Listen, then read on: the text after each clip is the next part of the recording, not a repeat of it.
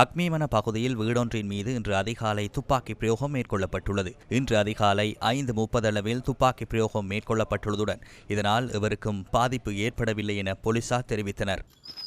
மிதிகம பகுதியில் உள்ள பழச்சாறு உற்பத்தி தொழிற்சாலையின் முகாமையாளரின் வீட்டினை இலக்கு வைத்தே இந்த துப்பாக்கி பிரயோகம் மேற்கொள்ளப்பட்டுள்ளது.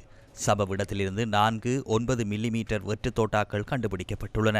பழச்சாறு உற்பத்தி தொழிற்சாலையின் ஊழியர் ஒருவரை பணியிறக்கம் செய்ததால் ஏற்பட்ட முரண்பாட்டினால் இந்த துப்பாக்கி பிரயோகம் மேற்கொள்ளப்பட்டிருக்கலாம் என போலீசார் சந்தேகம் வெளியிட்டுள்ளனர். குறித்த தொழிற்சாலையின் முகாமையாளருக்கு துபாயில் இருந்து மிரட்டல் தொலைபேசி அழைப்பு வந்துள்ளமை தொடர்பில் மிதிகம போலீஸ் நிலையத்தில் முறைப்பாடொன்றும் பதிவு செய்யப்பட்டுள்ளது. சந்தேக நபர்கள் இதுவரை கைது செய்யப்படவில்லை.